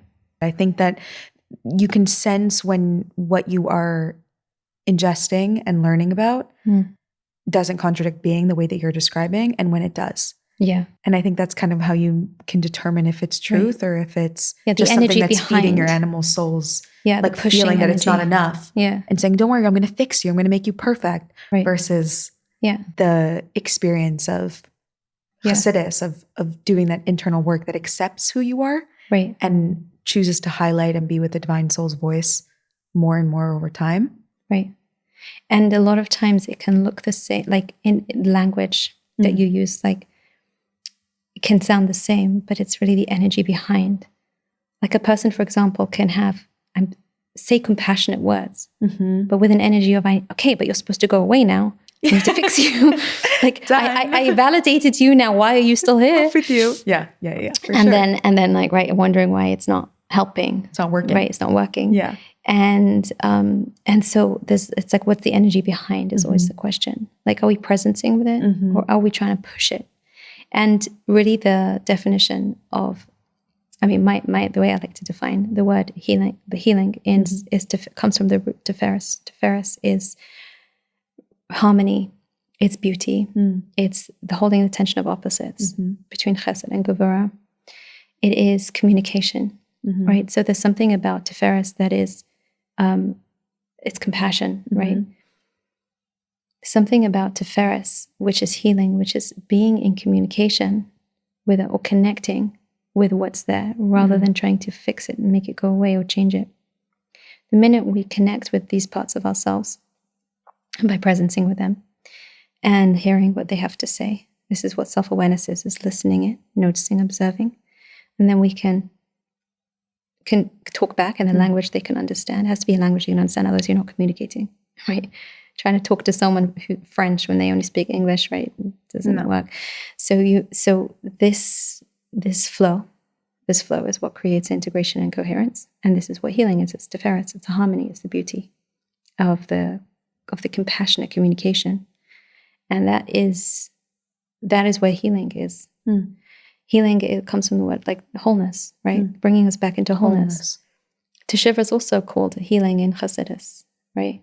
This idea of, what does teshuva mean? It means returning back to my wholeness, returning back all the parts that got fragmented, right? So it's coming back into wholeness. We're not trying to fix anything or make anything go away. The minute we're thinking that we have to get something to go away, we're in a power struggle with it. And it ain't going anywhere. Okay? Sorry to let you know. No. Yeah. Your animal soul is going to stick around because you need it to survive. God gave it to you. It's a gift you have to share with the world. And also, you want to develop a communication with it so it's not running your life. You're working together with it. You're in partnership with it. You know, that's the only difference. You want to create coherence. What's coming to mind that I'm curious about is if you see anything in the therapeutic space, in like current modalities, that you feel like chafes against the values of Torah or belief in God. Anytime there's attributing power to something outside of God, like a particular healer or a particular modality, right? Like there's a lot of people who will claim like this modality is going to heal you. This is it. This is what you have to do, and this is how you have to do it. Or this particular person. But I think that this is against Torah. Like God has many ways of sending healing to the world. There are many vessels. God is the healer. You just need to make a vessel, make a channel. That's it. So there are many different types of doctors, many different types of therapies, as long as you know that God is the healer and you're just making a vessel that feels right for you, right? Because it has to make sense to you according to your unique personality, what you know, what you believe, right? And if you just trust that, and after that, the work is to trust that God is guiding you on this journey. You know, that's really where the work is. God is the healer. God is the healer. A lot of times I see people trying many different modalities and feeling bitterly disappointed, heartbroken over the fact that this was their last hope and it didn't work. And I often find the only, like the piece that they're missing is that it's not the modality that's going to heal. Like it's heal that turns it into an avodah zarah when you think it's the modality that's going to heal you. Got to turn it back to God. You got to also be honest with God about how desperate you are, that you're making things or attributing power to things outside of Him, and also perhaps how much pain there might be in your relationship with God. I would say that is a more direct path towards finding wholeness in yourself, is actually addressing your relationship to God if you are putting something else in the God box. And I call it putting something else in the God box is whenever you attribute power to something outside of God, you're putting it in the God box. And sometimes it's a therapist, or sometimes it's like I said, a modality or a book or something. It's like you create an attachment to it and this becomes the God. Yeah.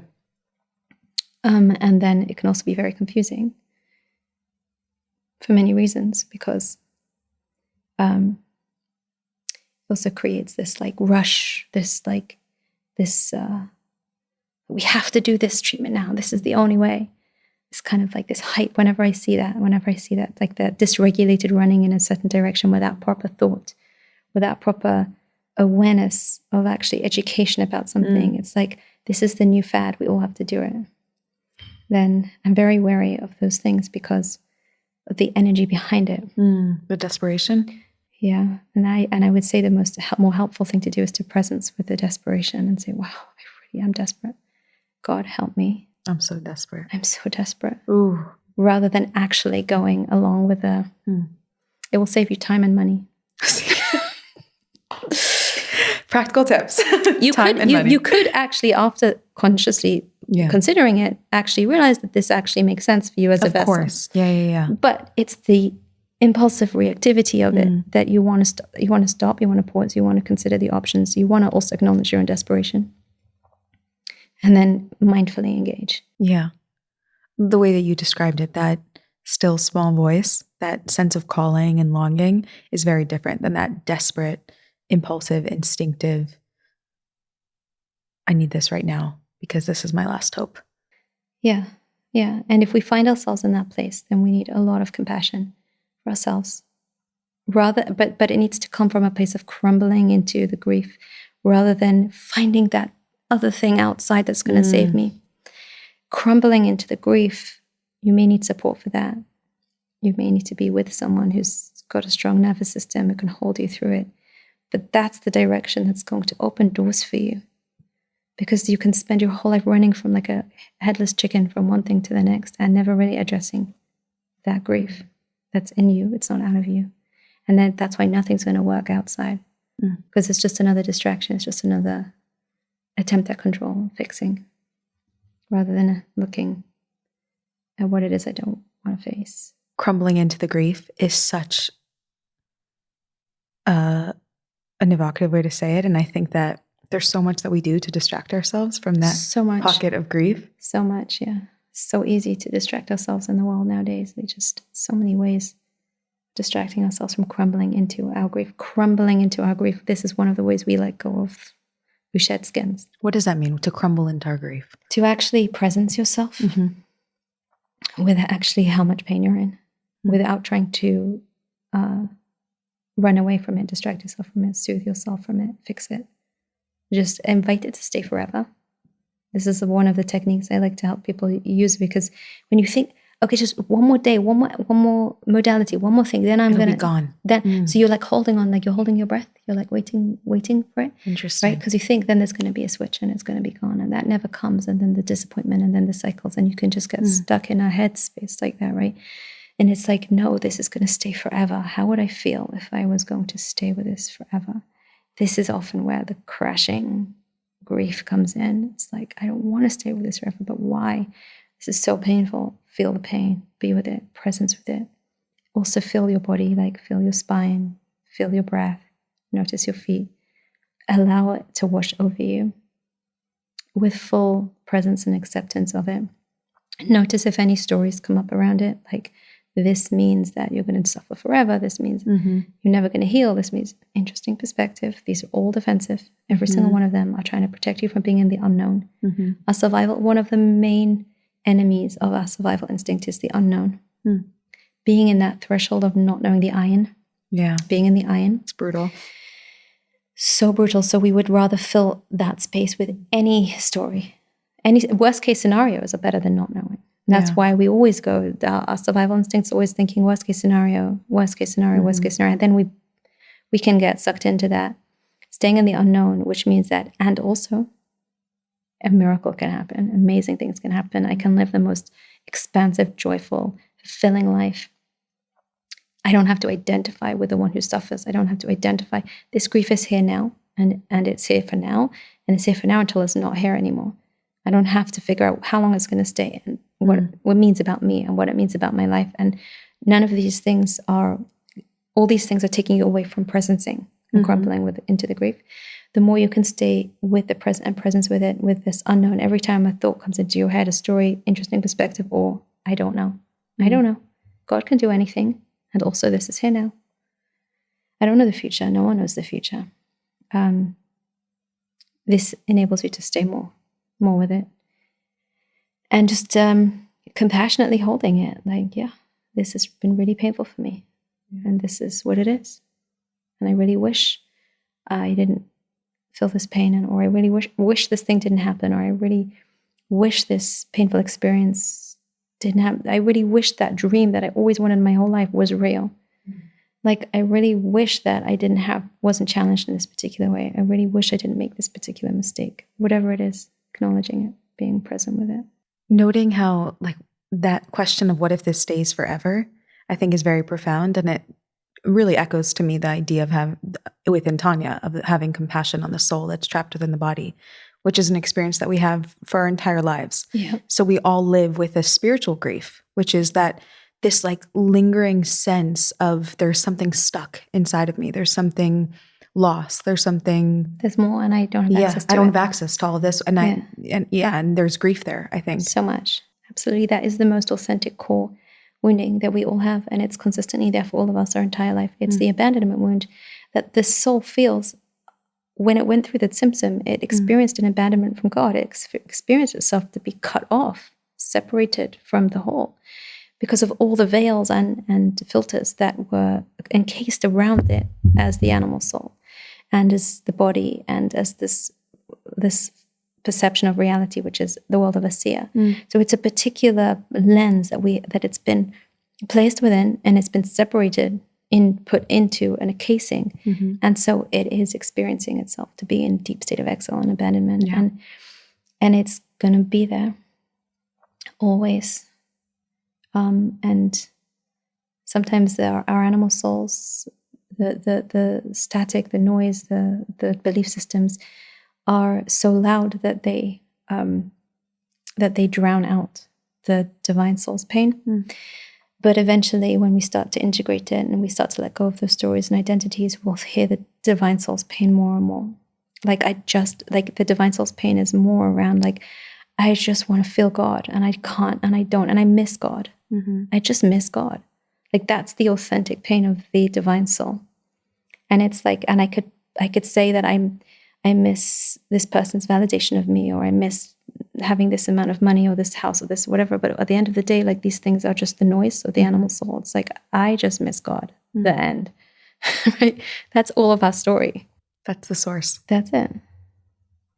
That's the source of the longing. Right. Yeah. I think that's helpful because sometimes where we can get lost is in trying to describe it or figure it out. Yeah. So even just having like something to fall back on, maybe it's this. Yeah. Maybe not, but it's also this. Also this and everything else. And it could be more as well. Yeah. So we received a very tender question into the Human and Holy inbox months ago. And when I saw it, I thought, I have to ask Devori Nussbaum to answer this one. And I didn't know then when we would have you on the podcast, even though I knew I would have you because you're coming out with a book on the Tanya that I wanted to share about, and we'll put links in the show notes for anyone, and we'll talk about it in a second. But the question was a really heartfelt question about how to navigate religious trauma, and specifically around parents who nothing is ever enough for, and how no mental health struggles or personal detachment from your Judaism is ever an excuse for being detached from any religious practices or rituals. And how can you begin to develop a relationship with your Judaism if you're always disappointing someone, if you're never perfect enough, you're never religious enough. And so this, adding that I guess your Judaism is touched by so much shame and pain and judgment from the people that you care about so much. So this is very painful and unfortunately very common. And there is no one quick answer that I can give you really, because it depends on the particular individual and where they are now, right? Presencing with the experience that they're in now in this moment.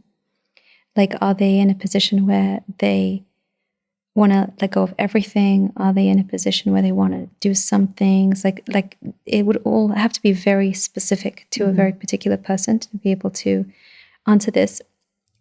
But it would always start with presencing with what is and processing the grief. Recognizing, like, I really wish I had parents who were able to support my unique journey and growth. I really wish I had parents who could love me even if I wasn't living according to the book, the box that they had created that meant that I was a good child or a bad child. I really wish I had parents who could see me for who I am, beyond themselves and their own fear. And to really acknowledge that as a starting point, to crumble into the grief of that. And often what happens through really sitting with grief and really presencing with it is that we move into a certain sense of acceptance. It's like born from that, you're almost like a phoenix from the ashes. Like it's a small, still awareness of that comes through us once we've allowed ourselves to fully process the pain of something. And the reason why that happens is because when we allow ourselves full permission to process and presence with our pain, we allow our nervous systems to begin regulating. And the more compassionate and connected and whole we start feeling in ourselves, the more in alignment with our own intuition. And our own intuition can very often, very softly and slowly guide us as to how to start repairing and rebuilding our own relationship with God. Number one, myself and God. And then my parents, if that's an option or a possibility or something I even decide to do or work on. Right? So to start with, to recognize that my parents are not God. My parents have their own fears that have led them to be extremely rigid, because rigidity is a direct response to terror. And the Torah itself is not rigid, right? There's so much space. There's so much, so many different ways of looking at things. There's so many ways of being able to stay in relationship with God wherever you might be. And of course there is halacha, right? But there's also depending on the circumstance, halakha is paskin differently. And if a person was interested in figuring out how to live in alignment with halakha, there's so many variables, that can be placed to help a person to realize and recognize what it is they really need to do. For example, just say like the Seder, like what is the bare halacha of like actually having a kosher Seder? It's like saying Pesach matzah mara and eating matzah and drinking 4 cups of wine. I believe that's it, but I'm not a Rav, so you may want to check that. But yeah, it's a very basic. If someone's really finding the Seder extremely triggering and it's creating like a lot of overwhelm for them, they can still absolutely live in alignment with halakha without having to put themselves through some form of torture. And so many people like are so afraid of recognizing that this is also Torah, that they can't see beyond what it is they know. What I call this is like the animal soul's hijacked now, the Torah observance, right? So the divine soul is always coming from a place of absolute Avos Yisrael. If I'm operating from a divine soul place, I'll have nothing but love for you. I will not and no judgment on you at all. I'll help you in any way to do any mitzvahs you want to do, if you want to do them. And if not, I'll just love you anyway. Like it says in chapter 32 of Tanya, right? Like a person who, true Avos Yisrael, right? This is just as much a part of the Torah as any other religious observance. And what happens often is people who are very, very rigid about specific religious practices have forgotten about the mitzvah of Avos Yisrael when it comes to their family, right? So there's like this hypocrisy. They're extremely rigid about that, but not rigid about that. What if we were super rigid about Avos Yisrael? It's hard to come at it with that rigidity. Okay, but take that same energy. Yeah, I know. And like apply it. Like if you're going to apply it all the way, apply it all the way, right? Let's be extreme about this. Let's be extreme about it. Yeah. And like the Alter Rebbe says in chapter 32 of Tanya, if someone really considers themselves to be an Oved Hashem, and they see someone who is not acting in that way, first of all, they should know that someone who doesn't know or isn't in the same place as them, their deliberate acts are not considered to be deliberate. They're like tinak shenishba, so they don't have the same. So you can hold yourself at a higher standard, but don't hold others to your standard. Like God has a different standard for them. That's number one. And number two is, even if you do try and draw them near with cords of love, and they don't want to come near, like they don't want to keep Torah and mitzvahs, you still haven't lost out on the mitzvah of Avos Yisrael. So always come with love. This is Torah too, right? So it's important to become aware as a human being that my parents' rigidity is to do with their own animal souls, fear, and has really nothing to do with God and Torah. And I have to come at God and Torah with a fresh eyes, as if I'm coming at it for the first time as a brand new person. What is this? What is Torah? What is God? And to start even just with studying like Shari Chedvemana, like what is God? What is this lifeless energy that pulses through everything that I'm a part of, that I exist within? God is not an angry man in the sky. God is not someone who's sitting with a checklist. Like, did you put your right shoe on before your left shoe? Did you clean the electrical sockets for chametz? Like this isn't what God is, right? This is our own man-made, fear-based version. Some people have that. So it's like coming back to let me discover the truth, to go on pursuit of truth, to go on a discovery, and to ask questions, and to find someone to learn with that. You like their style, find someone you can ask questions to.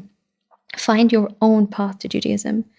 In fact, in Shema Esrei, we say, like Avraham, like Yitzchak, like Yaakov, right? Why don't we just say the God of Avraham, Yitzchak, and Yaakov? We say the God of Avraham, the God of Yitzchak, the God of Yaakov, because every person needs to, even though we do receive Torah teachings from our parents, we also need to go and find our own relationship to God.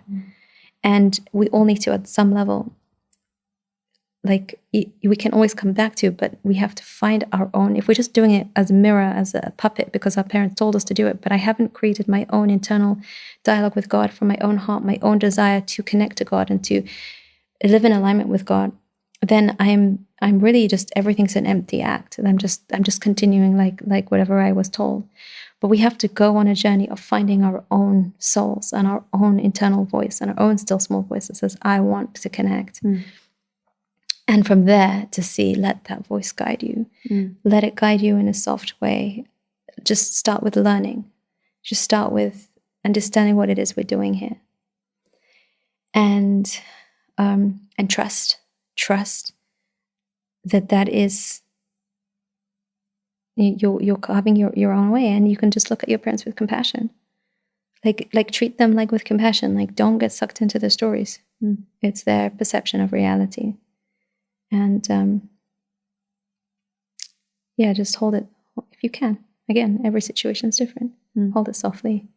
That's a big one, not conflating their own fear-based perspective with an idea of God, and being able to, because I think that's where it gets really painful, is that niggling voice where you think, well, maybe that's truly the godly perspective. So then is there any space for me here? Right. So then that's why learning is so important. And learning with someone who you resonate with, learning with someone who you feel speaks to your soul, or learning a text or something that you feel nourishes you. Start with, Torah is food for your soul. But you've got to find the Torah that speaks to you. You've got to find the Torah that speaks to you. You've got to find the teacher that speaks to you. It says in the introduction of Tanya, the Alter Rebbe says, not everyone is, every part of Torah is their soul is aligned to them. You've got to find your part. You have to find your part and your teacher, as you said. Find your part, find your teacher, and then stick with them. Yeah, learn from them. Yeah. It's big. Well, that is a great segue for me to mention that you have a book coming out in a few months, which will put your website where people can sign up to get notified when it's released. Yeah. And you also have a Patreon where if anyone wants more, I'll let you explain it, but I think it's an incredible space. Like, if anyone's listening to this and it feels connected to how you're teaching, you obviously have a podcast where you teach, but it's also just an opportunity for people to have more recordings of your classes and to do a live Q&A with you once a month, right? Is that correct? So that's an amazing way to interact, ask your own questions, because I think that you have such a distinct voice in this space and a unique point of view. And so if someone's listening and thinking, I found my teacher, then there's real ways that they can stay connected to you and learn from you. Yeah. Yeah. And I also do live in-person retreats. Of course. Which I find to be, I'm going to, please God, be doing more of them, because I find the impact of them is so important. Like, there's a lot of information, and I love teaching, and I love giving information, sharing information. But when we are immersed, being in an immersion of 3 days, where you're not only learning, but you're experiencing, has such a transformational experience for people. So that is also something. I'm so happy you added that. Yeah. Because I was thinking of everything you do on the internet. Yeah. And you're like, I do things in person, and that's the best part. That's the best bit. What happens at the retreat? Oh my gosh, the retreats are they're so amazing. curious. The retreats are amazing. Okay. So everything that we discussed today, we go through the process of embodying that. So I use a lot of different modalities, somatic modalities and breath work, and just becoming aware of different parts of the body and sensations, and really teaching people on a very deep level how to regulate their nervous system and how to crumble into grief, how to go through these processes that we're talking about here. So hopefully they come into or develop the tools to be able to recognize those loops and jump off those cliffs, to stay longer in the unknown, to learn what trust means on a visceral level, not just a word, but on a visceral level. And to also, the most amazing bit and the most important bit is to connect to other women who are doing the same work. Community. There is nothing like community, and women need women to support women more than anything now, more than ever, and to find sisters to go on this journey with, and to hear and see and witness other people's process and recognize that you're not alone, and you're not unique, and you're not crazy, and you're not the only one who's struggling with this thing. And to have honest conversations, to be present and honest with other people, and to take down some of those masks and to laugh and play. We do a lot of fun things. I love that. To just just let people have fun. I've had so many women tell me like they've never had so much fun in their life. Wow. Right? And I'm like, wow, you need to have more fun. Come You're again this next is just time. a little bit of fun. No. Yeah, but like, It's isn't so that, much it's fun. like so much of the, the mentality is like, just do. And when you have fun, what that does in your nervous system, it like brings you into a parasympathetic state, which boosts your immune system. It boosts your capacity to think clearly. It boosts your intuition. It boosts everything, your capacity to deal with difficult things and challenges in your life. It's like fuel. It's so powerful. We don't have to go through this life like slogging. Like if we have these experiences of joy, they also fill us up and give us capacity when we're going through seasons of grief or pain. And it's just so fun. It's just so love fun. it. It's just so fun. I love how your eyes light up when you talk about play and fun and how necessary it is and this so necessary. Everything that we're speaking about. Mm-hmm. Yeah. What do you think it gives us that like the intensity and seriousness can't? I'm like, I love fun, but I'm curious, like in the context of this conversation. So there's something, if understanding the nervous system states in the body is so important for this work, is that I was saying earlier on that you can do all the right things. Let's say you can say all the compassionate words, but if you're coming from a fear-based, constricted place, so the energy is pushing, the energy is like rigid. Yeah. And really the if you think about the parasympathetic and the sympathetic nervous systems on a spectrum, on one hand you have vulnerability, openness, aliveness, joy, expansion, play, all of these things here, and also the unknown, which is terrifying, vulnerability, right? Yeah.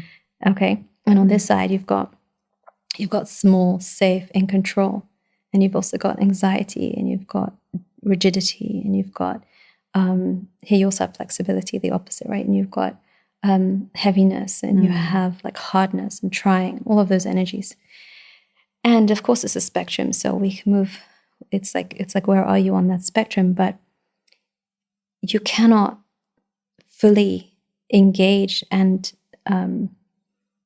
have all functionality of your mind, your intuition, your heart, unless you can fully be in the unknown, fully be in the present, which is a state of play. It is a state of play. And like that's why kids learn in a state of play. Kids that can play are the kids who are learning, right?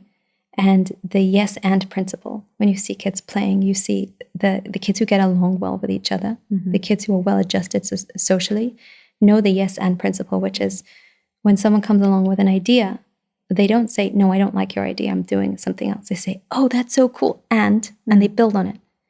And then the other kid's like, okay, cool. And then they build on it. And you see these kids, how they improvise with each other, and they build like fantasy worlds, and they have so much fun for hours and hours and hours, and they can get lost in it. And there's something about that is so nourishing for them, and it's so connecting, and it's so deep, and it's so rich, and so their intuition, their intelligence develops, and everything about them develops, right?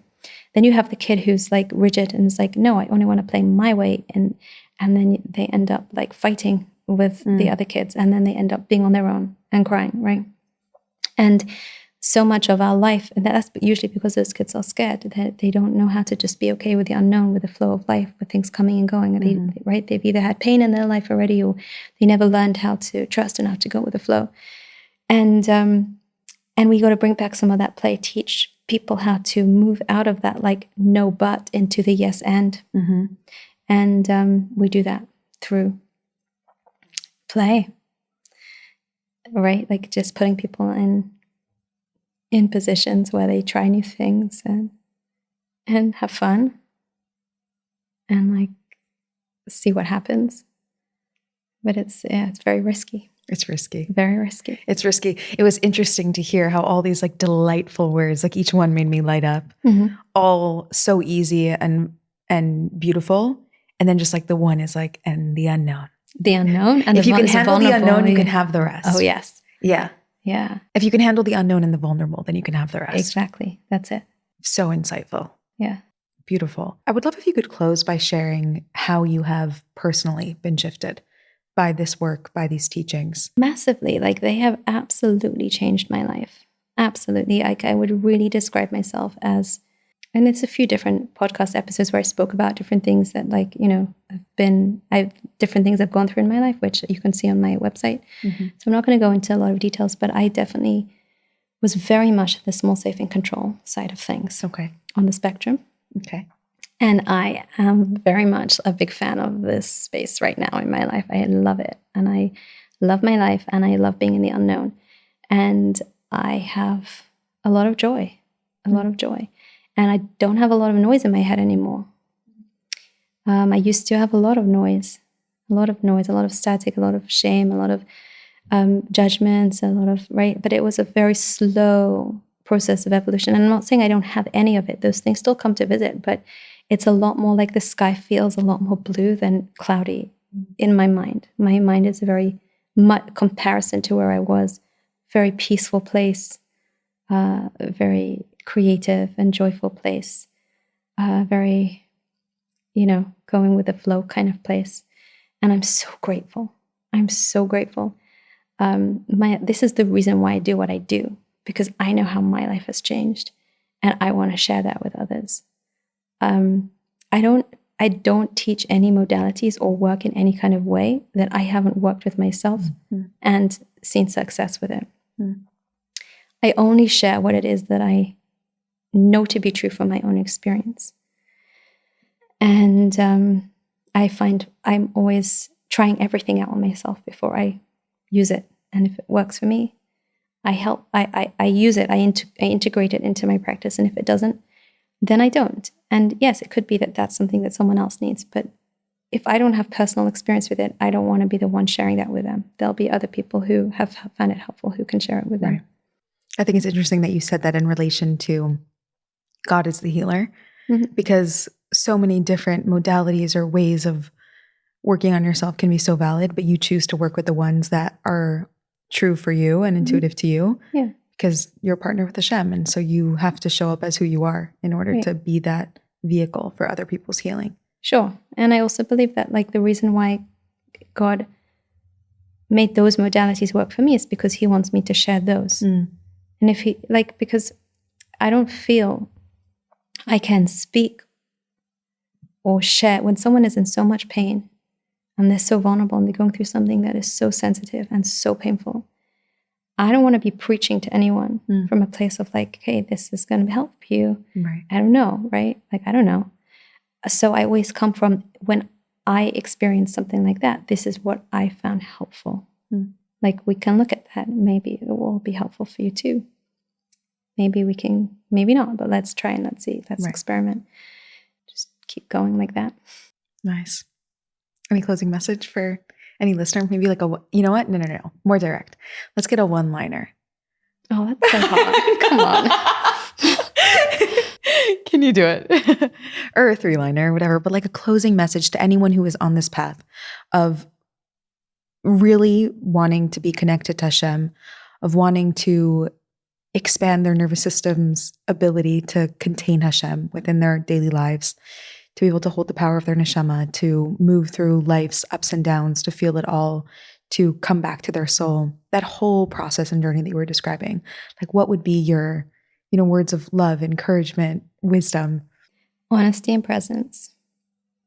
And like real honesty. Like I spoke about earlier, like really finding yourself where you're at is so vital to this.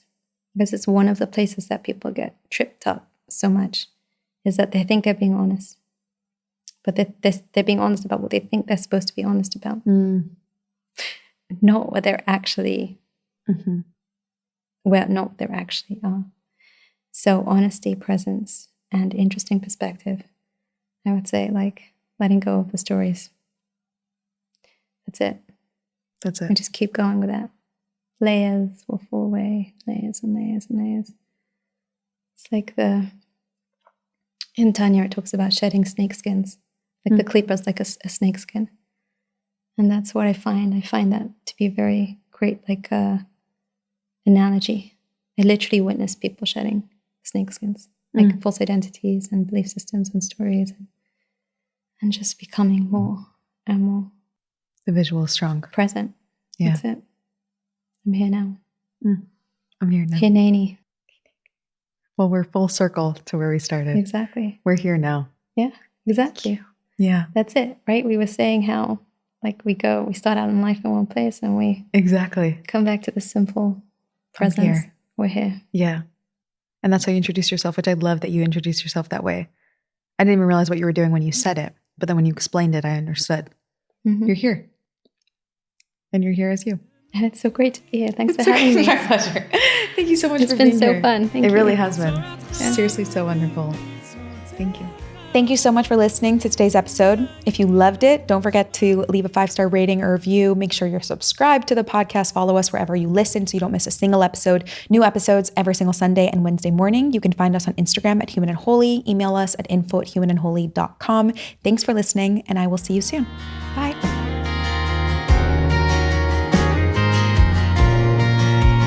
אלוקיי זכינינה בתורתך ובמצוותיך לחבר את נשמתי תמיד אליך לחבר תמיד אליך